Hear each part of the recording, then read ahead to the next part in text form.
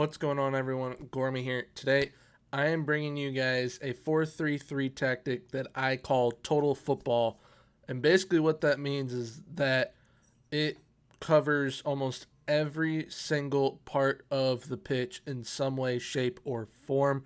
There will be one little tweak you can make to it to where it literally covers every single part of the pitch. But we will be getting into that very shortly. Now, before we do get into today's tactic, please feel free to leave a like, comment, and subscribe if you guys do happen to enjoy the video. Also, I will be linking this tactic down below in the Discord, so the link to the Discord will be in the description down below.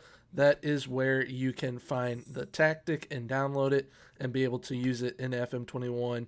Now, also, I will be streaming over on Twitch starting actually today.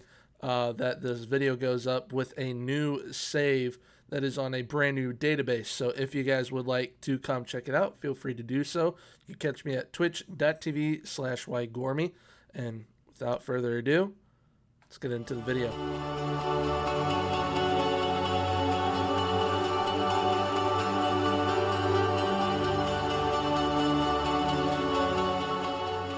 All right.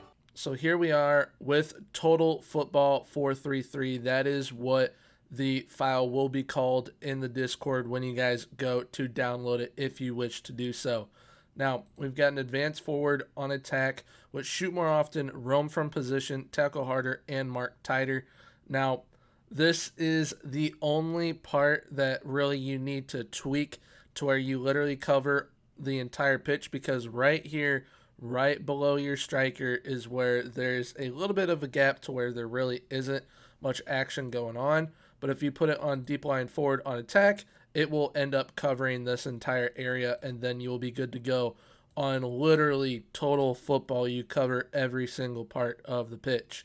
But getting into the inside forwards, with the inside forward on the left side on support, he aims his crosses at center, roams from position, tackles harder, and marks tighter. The inside forward on attack on the right side aims crosses at center, roams from position, and marks tighter. The central midfielder on support dribbles less, gets further forward, moves into channels, tackles harder, and marks tighter. The deep line playmaker on support dribbles less, tackles harder, and marks tighter. The halfback on defend, all that we added was tackle harder. The complete wingback on the left side crosses more often, aims his crosses at the far post, marks tighter, and he marks the right winger when a right winger is being used by your opponent. The complete wingback on the right side crosses more often, aims the cross at the far post, marks tighter, and marks the left winger if your opposition is using a left winger. The ball playing defender on defend, all that we added to him was tackle harder. And the central defender, all we added to him as well was tackle harder. And the sweeper keeper on support, we added tackle harder as well. Now with this tactic, we played with a positive mentality. When we were in possession, we played fairly wide, passed into space, overlapped only on the left, and played out from our defense. We worked the ball into the box. We have shorter passing directness, higher tempo, and we dribbled less. When in transition, we counterpressed and countered. We distributed quickly to our defense by distributing to the fullbacks and the center backs. When out of possession, we had a much higher line of engagement, a higher defensive line. We used tighter marking, extremely urgent pressing intensity, and prevent short goalkeeper distribution. And then when it comes to our set pieces, we use the elite corner set piece tactics and elite set piece tactics overall, which will be a part of this tactic, but I will also link it in the Discord if you guys wish to use it in any of your saves that you do in FM21. But now that we've gone through this, let's see how the team did in the competitions, the team overview, and player overview. So here we are. In this test, we tested with Borussia Dortmund, and they did absolutely phenomenal. They ended up winning the Bundesliga with 82 points, 11 more points than Bayern Munich, and they had quite a few more goals than Bayern Munich as well in the league. We ended up winning the Champions League with Borussia Dortmund post Jadon Sancho, which is pretty impressive. Now, the DFB Pokal, we did end up losing 2-1 to Bayern Munich, and we lost the German Super Cup 1-0 to Bayern Munich. But hey, we still got, in my opinion, the two most important trophies in the competitions that we were in, because the Bundesliga, obviously the best league, then the Champions League, I mean, you can't go wrong with winning the Champions League. But overall, team did very, very well. Getting into the team overview, we had the most goals in the league with 85. Next highest was Cologne with 58. So quite a big difference. Most shots for, we had the most shots for in the league, and we were in second for fewest shots against. Best pass completion, we were in fourth with 88%. Most possession, we were in eighth with 50%. Most tackles won, we were in eighth with 719. Most dribbles made, we are not in. Most shutouts, we were in second with 18. And fewest conceded, we were in fourth with 28. So overall, as a team performed very, very well. Going into the player overview, Erling Haaland had 34 league goals. Next highest was 19. So that advanced forward role, even though it doesn't cover a little bit behind itself, whereas the deep line forward on attack would, Erling Haaland still balled out in this tactic. Now, assist-wise, Marco Reus had 13 assists, leading the league. Julian Brandt had 11 assists, coming in third. Erling Haaland had the most shots in the league, and he also had the most player of the match performances in the league as well. When it comes to most key passes, Rafael Guerreiro came in fifth with 83, and Marco Reus was tied in seventh for 77. Best pass completion, we've got Manuel Akanji in third. And then most tackles won, we were not in, nor were we in most dribbles made. But most shutouts, we were. Coming in second was Roman Berkey with 18. And fewest conceded, Roman Berkey tied in second with 23. So overall, team did absolutely phenomenal from the team overview standpoint and player overview standpoint.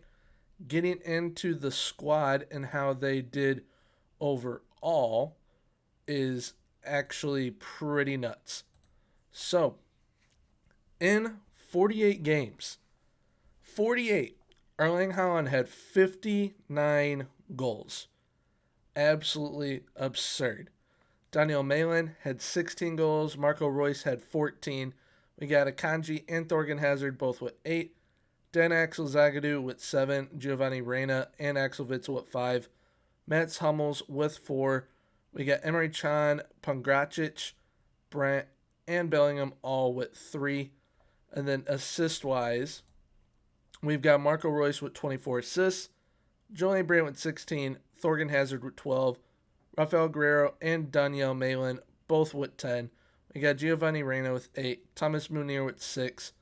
Mahmoud Dahoud, there we go, with 5. Same with Erling Haaland. Felix Passlack, Emre Can, and Reiner all with 3. Then you got Akanji, Scholes, Mori, Hummels, Bellingham, Witzel all with 2.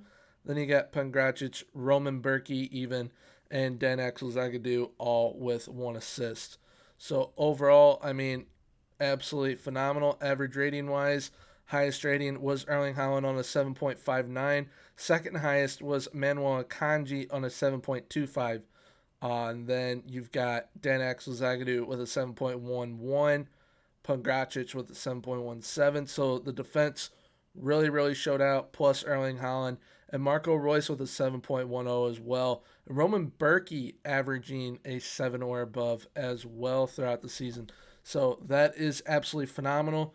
And I mean, it really is total football when you essentially dominate your league. You get to your main cup competition in the DFP Pokal. You get to the final in that. And you get to the final in the Champions League. And not only get to the final in the Champions League, but you win it as well. So that is absolutely insane. This tactic I'm actually going to be using live with my new save. That will be starting today when this video goes live. So if you guys want to see it perform live, definitely feel free to come check it out over on my Twitch. Like I said, link will be down in the description. But let's see how this does in-game.